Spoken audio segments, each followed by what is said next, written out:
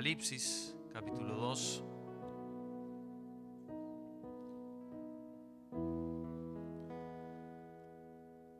Versículo 1.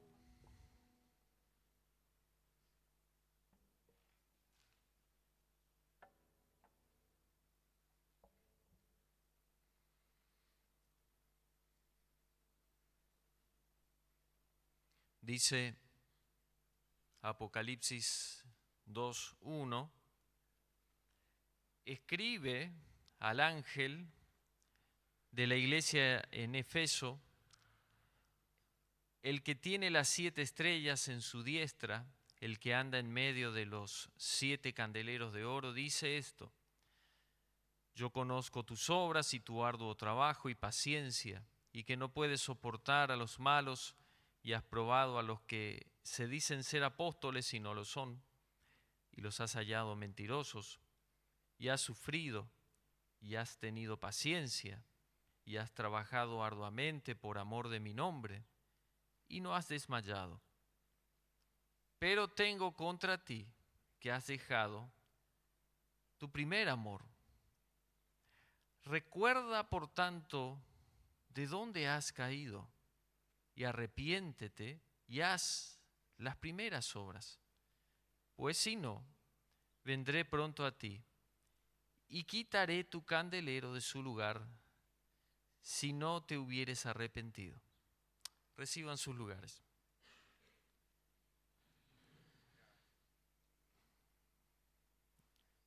Apocalipsis, este capítulo comienza con lo que conocemos como el mensaje a las 7 iglesias, ¿sí? En el cual el primer mensaje, la primera porción de estos 7 mensajes es a la iglesia de Éfeso o Efeso. Efeso, tenemos referencia, vamos a ir viendo, bíblica al respecto, ¿sí? Una ciudad que fue fundada ya por el año 700 antes de Cristo. Después, con el correr del tiempo, fue entregada al Imperio Romano, cedida, mejor dicho, no entregada, sino cedida. Y ahí es donde se sucede, digamos, el ministerio del Señor, temporalmente, ¿no? Hablando. Y la iglesia primitiva, aparece el ministerio de Pablo, ¿sí? Sabemos que de hecho estuvo en Efeso, lo vemos en los Hechos. Hay una carta de Pablo dirigida a esta iglesia, ¿sí? Luego, por esas épocas, queda Timoteo como pastor, líder de esa congregación. Y posteriormente, ya por los años 90, Juan, el apóstol Juan, también queda como pastor, digamos, de esa y las otras 6 iglesias que incluso se nombran acá en Apocalipsis. Y Juan tenía residencia en Efeso, ¿sí? Que esto es ya posterior incluso a su destierro a Patmos, bueno, haciendo un poquito de referencia histórica. Vemos en un mensaje una iglesia que, si uno se basa en lo que dice el versículo 2 y 3, que lo volvemos a leer, dice: yo conozco tus obras. El Señor le está diciendo: el que tiene las 7 estrellas en su diestra, el que anda en medio de los 7 candeleros de oro, un poco haciendo referencia justamente a las 7 iglesias, ¿sí? Y que el Señor es el dueño de ellas y está en constante control, digamos, al estar en medio de los 7 candeleros. Y lo primero, obviamente, que le dice es: yo conozco tus obras. Una especie de, vamos a sincerarnos un poquito, a todas las iglesias medio le dice lo mismo, ¿no? Como diciendo: no me trates de decir nada antes de que quieras justificarte o excusarte en algo, yo ya conozco todo, ¿sí? Así arranca, digamos, ¿no? Y después vemos, y tu arduo trabajo y paciencia, y que no puedes soportar a los malos, y has probado a los que se dicen ser apóstoles y no lo son. Ahora vamos a ver eso. Y los has hallado mentirosos, y has sufrido, y has tenido paciencia, y has trabajado arduamente, de nuevo usa esa palabra, por amor de mi nombre, y no has desmayado. Y uno corta ahí, dice, wow, tremendo. Un reconocimiento divino al trabajo arduo, dice, paciente, sin desmayar, ¿sí? Parecería intachable, ¿no? Si uno lo mira con ojos humanos, y aclaro, si uno lo mira con ojos humanos a eso, uno dice, me encantaría hacer eso y que el Señor me diga eso. Ese es mi objetivo, ¿sí? Humanamente hablando. Ahora, el versículo 4 dice, pero tengo contra ti. Esas dos palabras dejan como un surco. ¿Alguien vio alguna vez? Sí, yo creo que sí. Cuando cae un rayo, sobre todo en algún eucalipto, ¿no? Que empieza de arriba y termina en el suelo. El terrible surco que deja en la tierra. Una cosa así. Pero contra. Fuerte. O sea, pero ¿a qué? Amén a todo lo que te dije, a todo eso, pero tengo, no tuve, sino que tengo contra ti. Hay algo contra esa iglesia, algo que objetar, a pesar de, hay algo que para Dios es motivo de objeción. ¿Y qué es eso? Has dejado tu primer amor.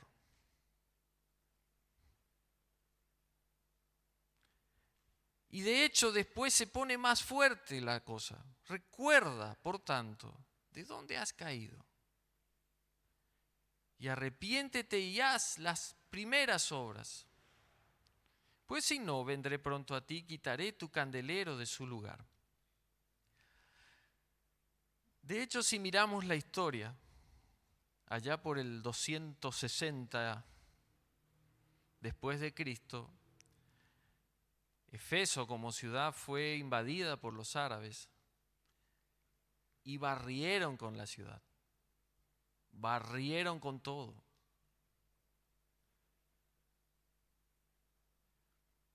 ¿Qué pasó?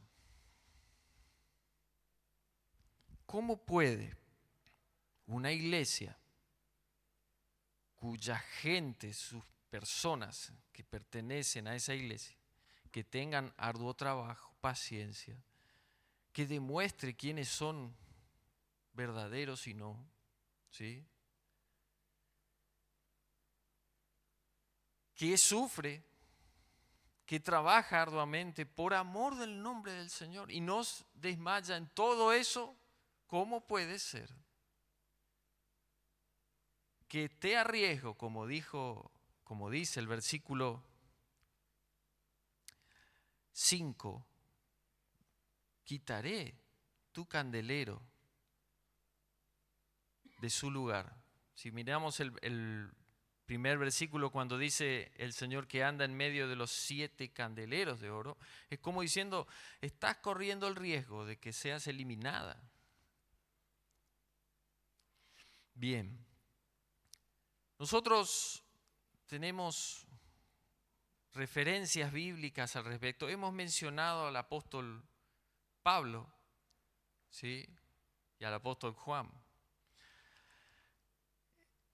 En esa zona de Asia, y permítame hacer un poquito más de contexto histórico, la zona de Asia Menor, Éfeso era la capital de toda esa zona, era una provincia romana, ¿sí?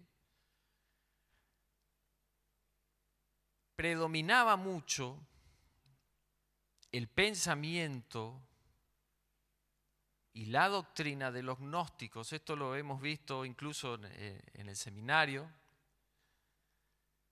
Y el gnosticismo, que de hecho también menciona acá cuando dice en el versículo 6, pero tienes esto que aborreces las obras de los nicolaitas, que hay poca referencia también sobre este grupo de personas, pero la poca referencia que hay hace alusión a eso, donde el gnosticismo pregonaba que el hombre de por sí tiene la capacidad de crecer por sí mismo, ¿no? Hasta llegar a una cierta plenitud en los aires y de poder convertirse en una especie de semidios, ¿sí? Y yo menciono esto y a ustedes ya les empieza a rebobinar la cabeza porque hasta hoy está esa cultura, ¿no? Y muy fuerte, muy fuerte. Bien, si vamos un cachito a Efesios, para empezar a desmenuzar un poco y estudiar, estamos estudiando, amén. Efesios capítulo 1.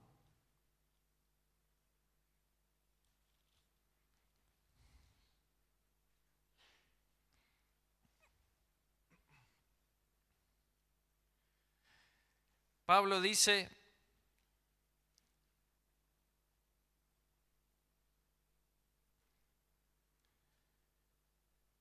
bendito sea el Dios y Padre de nuestro Señor Jesucristo.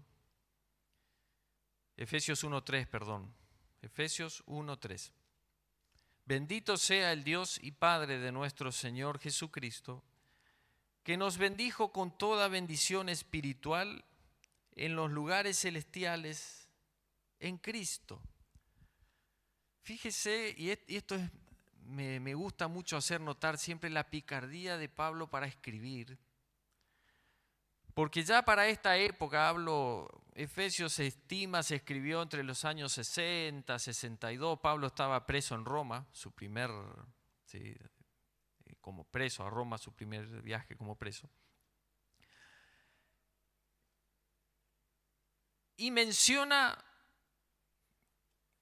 el Dios y Padre que nos bendijo con toda bendición espiritual en los lugares celestiales, un poco para empezar a contrarrestar a esa doctrina humana de que el hombre se desarrolla en los espacios celestiales. Y Pablo dice, no, el que nos bendijo en los lugares celestiales es el Dios y Padre de nuestro Señor Jesucristo. Y nos bendice en Cristo. ¿Sí? Evidentemente era muy fuerte esa cuestión, a tal punto que si nosotros vamos a Primera de Juan, y podemos leer rápidamente, Primera de Juan,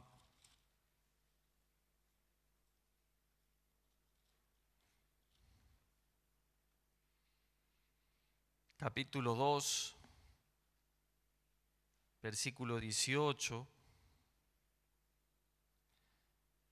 dice, hijitos, ya es el último tiempo, y según vosotros oísteis que el anticristo viene, así ahora han surgido muchos anticristos.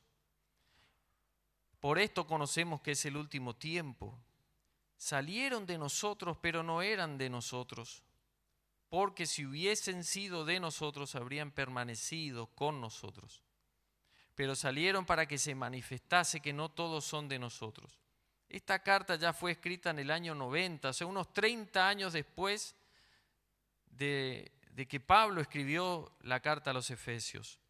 Pero menciona lo mismo con la gravedad de que Juan afirma de que estas personas, dice anticristos, varios, que pregonan contra el mensaje de Cristo, estaban en la iglesia y salieron y pasaron a ser anticristos. ¿Sí?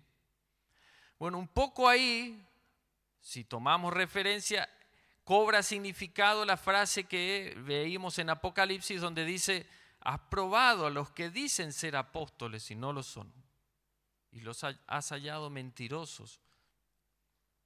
¿Está? Ahora,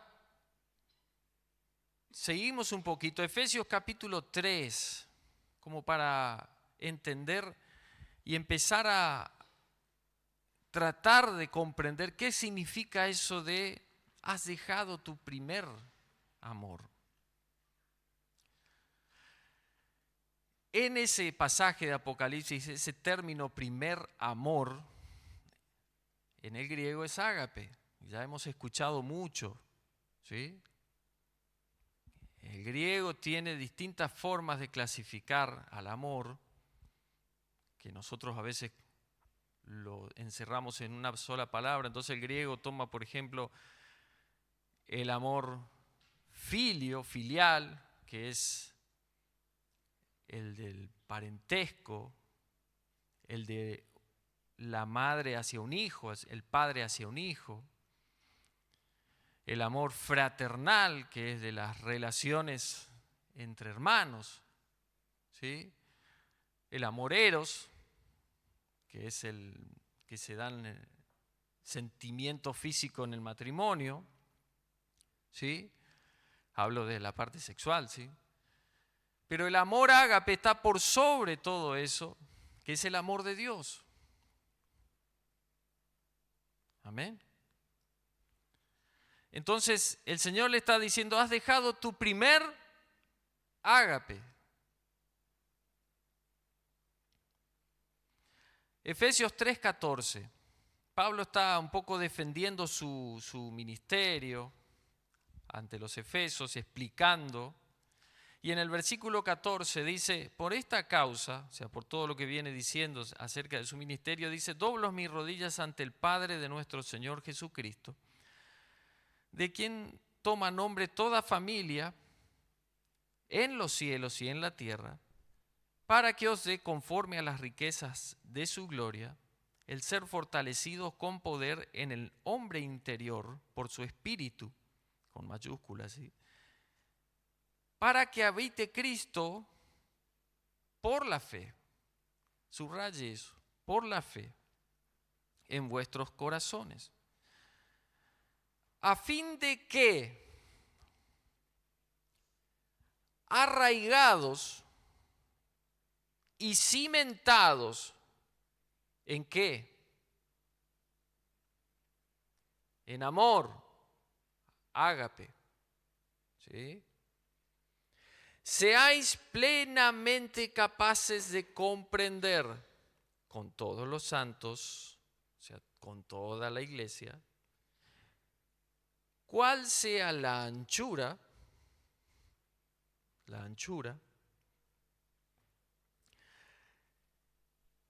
la longitud, la profundidad, la altura, y de conocer el amor, otra vez, ágape, de Cristo, que excede a todo conocimiento, para que seáis llenos de toda la plenitud de Dios. Habíamos visto que el gnosticismo pregona que el ser humano puede llegar a una cierta plenitud humana para convertirse en esa unidad de semidios. Ahora Pablo está diciendo, no, acá lo que importa, primero, que Cristo habite por la fe. La fe es el gancho. Yo debo tener fe. ¿Sí? Y no estamos hablando de fe como don para creer en que un milagro va a suceder, en que algo va a pasar. No, es la fe que yo creo que Cristo es mi Salvador, mi Señor, y Él murió y resucitó por mí, y yo tengo salvación a través de ese acto. Esa fe, esa fe, esa es la base. ¿Sí? ¿Está bien? Ahora, a través de esa fe, Cristo habita y me da la capacidad, a través de esa fe, de empezar a tener la capacidad, porque dice, seáis capaces de comprender. No estamos hablando, Pablo lo que está tratando de decir es, al menos traten de comprender. ¿Qué cosa? Cuán grande es el amor de Cristo. Cuán ancho, cuán largo, cuán profundo, cuán alto. Y de modo de poder conocer ese amor, no solo verlo, sino conocer. Yo cuando conozco algo, ¿qué digo? Si alguien dice, alguien conoce a Sebastián, lo saludó simplemente, solo de pasada. Ahora si dice, no, yo hablé con Sebastián, estuve tiempo con Sebastián, charlé, pasé largo rato, entonces sé más o menos cómo es Sebastián. Rosana, mi esposa, le conoce a Sebastián y viceversa. ¿Y qué tiene que haber en el medio? Convivencia, comunión. Entonces, a través de la fe, porque Cristo habita, yo puedo comprender a través de esa habitación de Cristo y de su Espíritu Santo, y puedo conocer el amor de Cristo.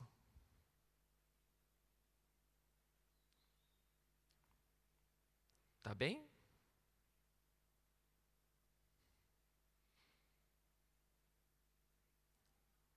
Vayamos un poquito a Timoteo.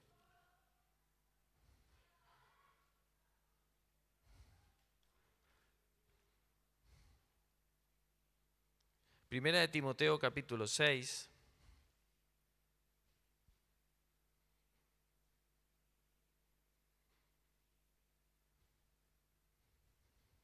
Versículo 11. ¿Por qué particularmente leemos Timoteo? Porque fue líder de la iglesia en Efeso, ahí por los 60, ¿sí? Y Pablo le está diciendo a Timoteo, mas tú, 1 Timoteo 6:11, oh hombre de Dios, huye de estas cosas, o sea, de todo lo que viene Pablo diciendo atrás, que es aquello que corrompe entendimiento, que genera disputas, etcétera, etcétera. Y sigue la justicia, la piedad, la fe, el amor, la paciencia, la mansedumbre. Pero acá viene lo importante. Pelea la buena batalla de la fe. Echa mano de la vida eterna, a la cual asimismo fuiste llamado, habiendo hecho la buena profesión delante de muchos testigos. ¿Sí? Y sigue, que podemos seguir después si quieren ahondar. Vamos a segunda de Timoteo. capítulo 4.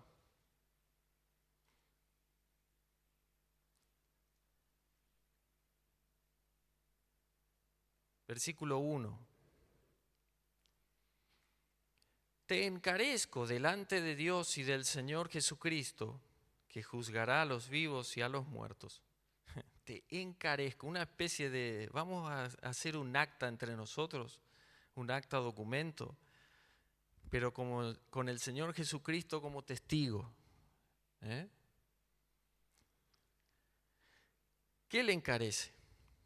Versículo 2. Que prediques la palabra, que instes a tiempo y fuera de tiempo, redarguye, ¿sí? O sea, profundiza, reprende, exhorta con toda paciencia y doctrina. Y de acá le deja ya algo que terminó pasando, que es: porque vendrá tiempo cuando no sufrirán la sana doctrina, sino que teniendo comezón de oír, se amontonarán maestros conforme a sus propias concupiscencias y apartarán de la verdad el oído. Bueno, todo lo que terminó pasando y que Juan menciona ahí, que lo hemos leído, ¿sí? Dice, pero el versículo 5, pero tú sé sobrio en todo, soporta las aflicciones, haz obra de evangelista, cumple tu ministerio. Porque yo ya estoy para ser sacrificado y el tiempo de mi partida está cercano. He peleado la buena batalla y he acabado la carrera, he guardado la fe. Es notorio que Pablo le dice a Timoteo, por un lado, pelea la buena batalla de la fe. Y en su siguiente carta le dice, yo ya estoy listo, peleé la buena batalla, guardé la fe. Hay una cuestión que tendríamos que tratar de comprenderla. Y lo voy a tratar de ejemplificar a través de algún trabajo que nosotros conocemos, ¿no? Trabajo que hace el ser humano, por ejemplo, qué sé yo, cargar algo o en alguna línea de producción, personas trabajando, lo hacen de alguna forma. Y el hombre después a ese trabajo lo reemplaza por un robot que hace lo mismo, hasta incluso capaz que mejor. ¿Sí? Pero ¿cuál es la diferencia entre el robot y el hombre? Lo que hace el robot no lo entiende, no entiende lo que está haciendo. Hablemos de sentido común, ¿no? Lo que hace el robot es algo mecánico, es algo inerte, no siente nada por hacer lo que está haciendo. Simplemente lo hace porque lo tiene que hacer, porque algo le está mandando a hacer. Hay una instrucción que está recibiendo de algo. ¿Sí? El hermano Ariel por ahí sería más adecuado para definir esto, pero lo está haciendo.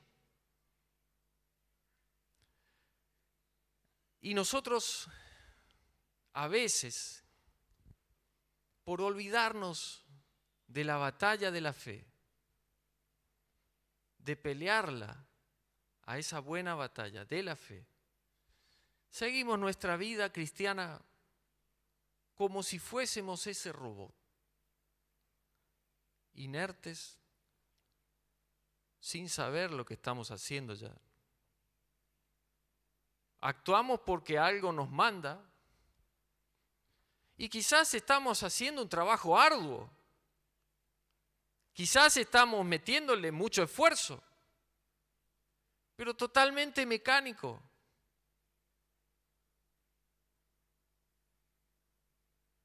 ¿Sí? ¿Y dónde está en ese acto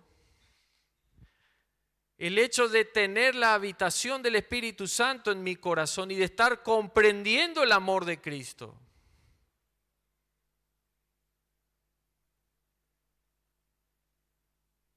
Podemos tener personas que están trabajando arduamente en la iglesia, pero quizá, digo quizá, solamente digo quizás, quizás su fe se haya enfriado. Quizás su amor no esté con el amor de Cristo. Su vida, mejor dicho, no esté con el amor de Cristo. Entonces las cosas que hago, las hago. ¿Por qué las hago?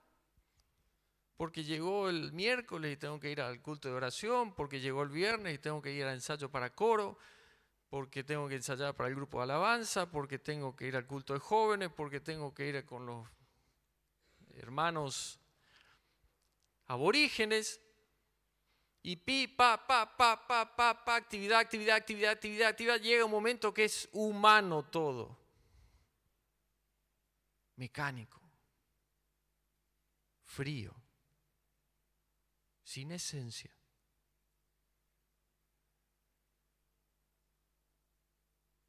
Llega un momento que hay que hacer un alto.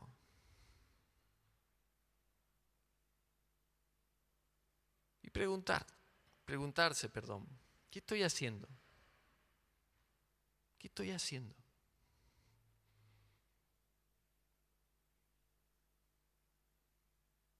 Por ahí el Señor me mira y me dice, tu trabajo es arduo, hasta paciente.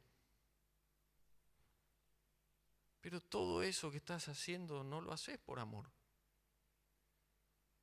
¿Por qué lo estás haciendo?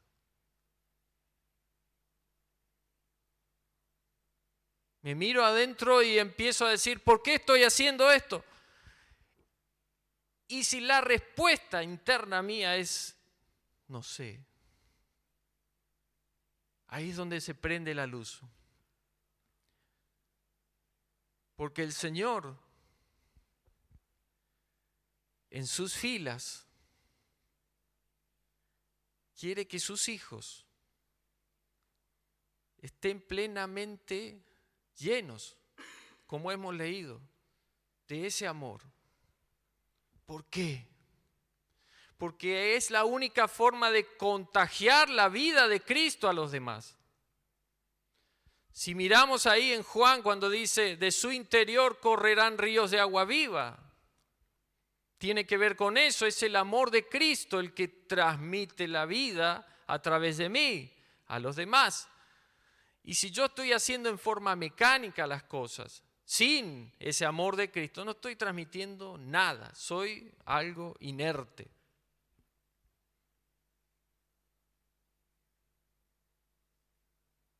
Entonces yo pregunto en esta mañana la primera pregunta. ¿Sentís satisfacción cuando servís al Señor? Y cuando digo satisfacción no digo si la pasás bien, porque sabemos que las pruebas, las luchas están todos los días. No estoy refiriéndome a eso, sino que cuando hago algo para el Señor, siento ese fuego que me mueve y que no lo explico, pero es ese motor que me lleva a hacer esas cosas.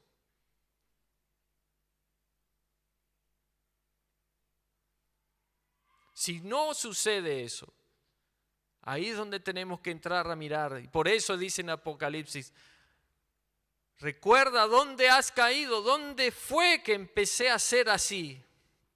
¿Qué pasó? Y arrepiéntete. ¿En qué sentido? Arrepentirse es cambiar de dirección. Eso significa arrepentimiento. Lo que yo venía haciendo, lo dejo de hacer, me arrepiento y empiezo a hacer otra cosa. ¿Sí?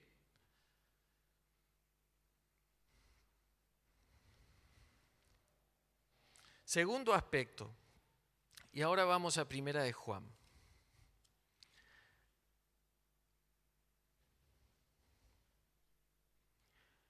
Juan fue tanto el autor del Apocalipsis como de esta carta que vamos a leer.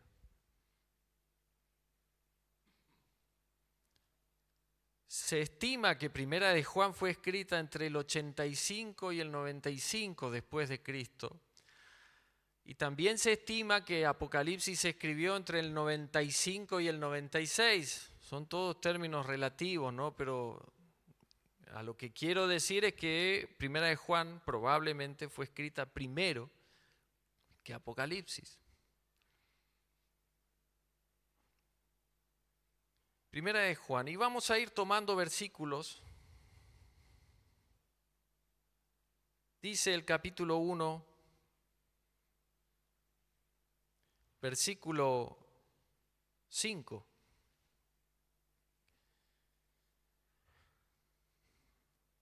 Este es el mensaje que hemos oído de él y os anunciamos. Dios es luz y no hay ningunas tinieblas en él. Seguimos. Si decimos que tenemos comunión con él y andamos en tinieblas, mentimos y no practicamos la verdad. Pero, versículo 7, si andamos en luz, como él está en luz, ¿qué tenemos?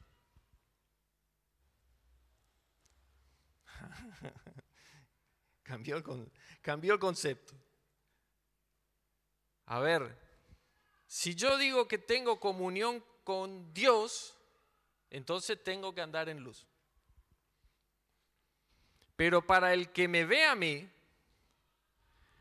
entiende que yo tengo comunión con Dios porque yo tengo comunión con ¿quién? No se escucha demasiado fuerte. Unos con otros. La evidencia de la comunión con Dios es mi comunión con mi hermano. Una fruta está madura porque uno ve el color, el aspecto y entiende, dice, está maduro. La corta, está madura. ¿No es cierto? ¿Cuál es la evidencia de mi comunión con Dios y de si yo sé si estoy en tinieblas o en luz?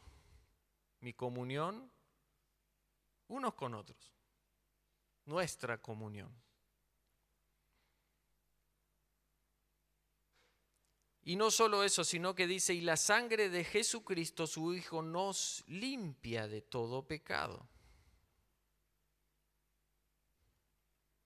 Si decimos que no tenemos pecado, nos engañamos a nosotros mismos y la verdad no está en nosotros. Pero si confesamos nuestros pecados, Él es fiel y justo, etcétera, etcétera. Capítulo 2, versículo 7. Hermanos, no os escribo mandamiento nuevo, sino el mandamiento antiguo que habéis tenido desde el principio. Este mandamiento antiguo es la palabra que habéis oído desde el principio. Sin embargo, os escribo un nuevo mandamiento que es verdadero en Él, o sea, en Cristo, y en vosotros. Y vuelve a poner el concepto de tinieblas. Dice, porque las tinieblas van pasando y la luz verdadera ya alumbra. El que dice que está en la luz y aborrece, o sea, desprecia, rechaza a su hermano, está todavía en tinieblas. Es lo mismo que venimos diciendo. El que ama a su hermano permanece en la luz. Y en él, o sea, en esa persona que permanece en la luz, no hay ¿qué cosa? Tropiezo. ¿Para quién? ¿Para sí mismo? No. Para los demás. O sea, si yo digo que amo a Dios, también voy a amar a mi hermano y por ende mi vida es luz. ¿Sí? De tal manera que los que me rodean no ven tropiezo en mi vida o yo no soy tropiezo para los demás. ¿Sí?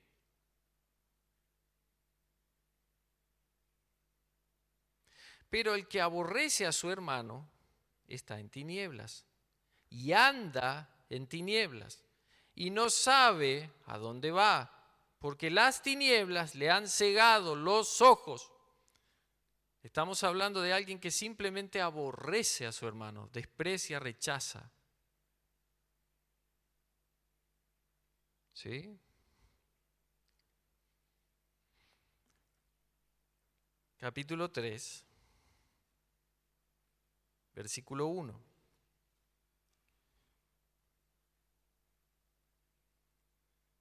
Mirad cuál amor nos ha dado el Padre para que seamos llamados hijos de Dios. Por esto el mundo no nos conoce, porque no le conoció a Él. Versículo 11. Porque este es el mensaje que habéis oído desde el principio. Las primeras obras del principio. ¿Cuál es? Que nos amemos unos a otros.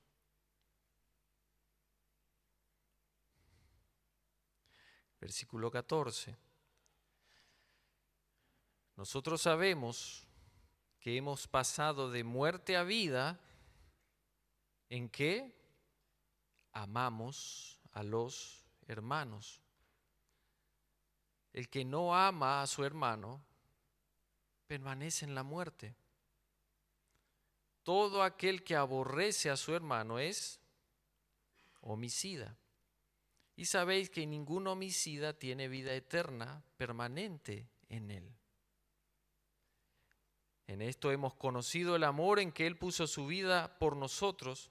También nosotros debemos poner nuestras vidas por los hermanos.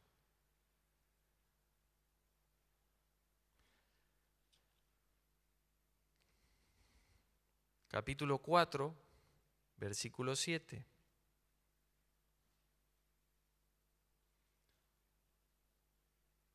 Amados, amémonos unos a otros, porque el amor es de Dios. Todo aquel que ama, ¿qué dice? Es nacido de Dios y conoce a Dios. El que no ama no ha conocido a Dios, porque Dios es amor. Y podemos, Primera de Juan es eso. El tema central de la carta es la comunión con Dios y nosotros. Y el nexo es el amor. Todas estas palabras, amémonos, amar, amor, toman el amor de Dios, el amor de Cristo, porque Él es amor. En fin.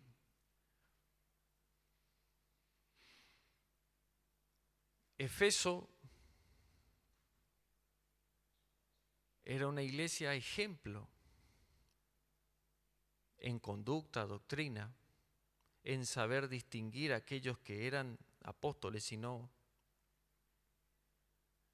Pero el tiempo y la mecánica le fueron llevando a practicar una fe así de mecánica y fría. Y empezaron a olvidarse de las primeras cosas. Su fe, que la base de la fe es el amor de Cristo. Y por ende, ese enfriamiento le llevó a perder el amor y la comunión unos con otros. De modo tal que el Señor, porque acá Juan lo dice, le advierte y le dice, ojo, que tus actos son intachables, pero tu corazón no es el mío.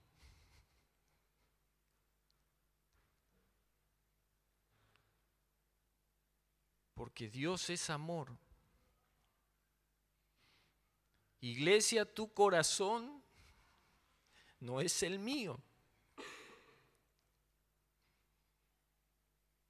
Tu conducta no es la que yo necesito.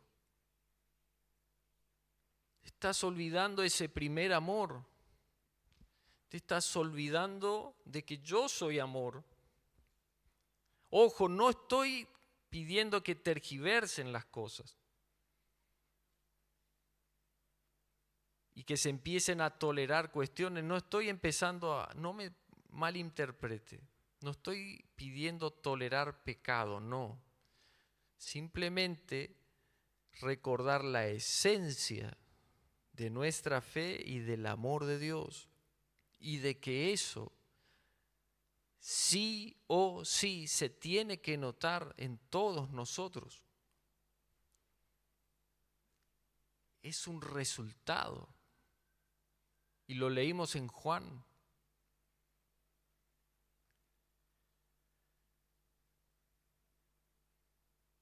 Entonces, cuando yo me encuentro en una situación, y voy a ponerme a mí como ejemplo, si yo, Sebastián, delante de un hermano, siento desprecio por él, estoy cometiendo un acto de pecado cruel. Yo no puedo despreciar a mi hermano, no puedo aborrecerlo. Es mi hermano.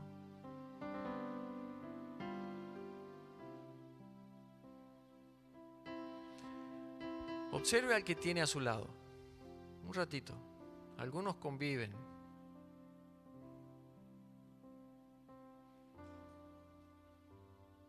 El amor de Cristo se ve reflejado en él, en vos, en vos. El amor de Cristo se ve reflejado en usted, hermano. Cuando yo miro a mi hermano, tengo que ver el amor de Cristo. ¿En serio? No, pero yo estoy enojado, estoy esto. Sí.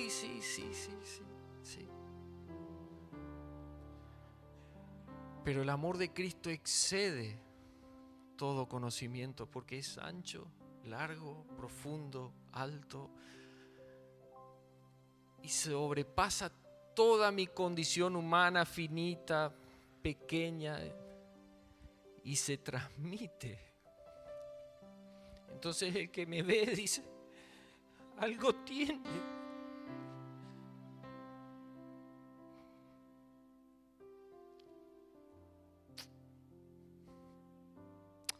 Colóquese de pie.